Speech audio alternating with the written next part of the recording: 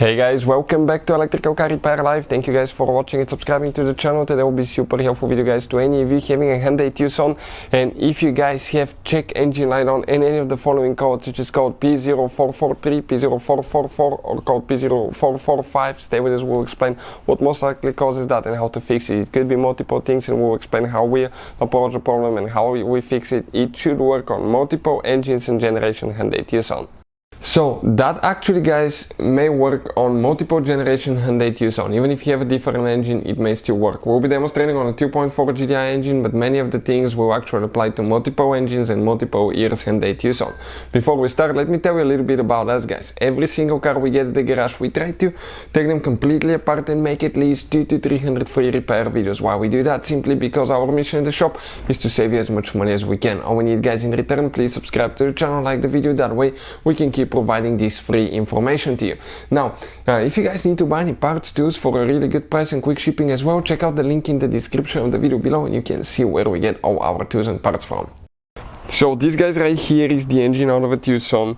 Now you don't need to remove your engine to do that, but let's explain what we need to do. First, many of you have been asking us in the comment section below to share information about the computer and diagnostics that we use. This is it right here guys, that's the best one that we use.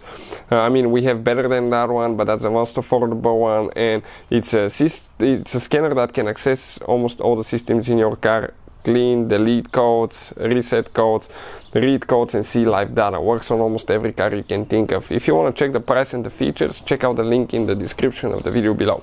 So if you guys have any of these codes, what it indicates? It indicates that most likely you have problems with the Evap system. What is Evap system? That's the evaporative emission system.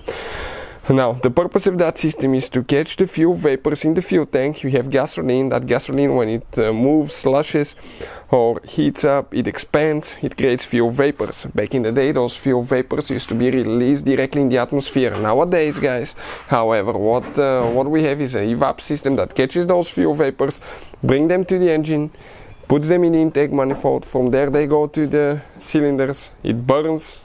And comes out of the exhaust. It gives you power, your car is efficient, you're not polluting the atmosphere. So it's a win-win situation.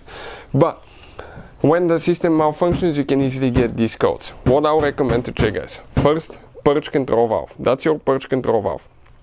We have a special video that explains how to test it and how to replace purge control valve on Hyundai Tucson. Usually it's installed right here close to the intake manifold. It has two hoses. One is known as a can, that's for a canister, and one is for the intake side. That purge valve, you have a special device by the fuel tank that's known as a canister. Let me show you a picture so you can see when we had it removed. You can see what it looks like. Give me just a second.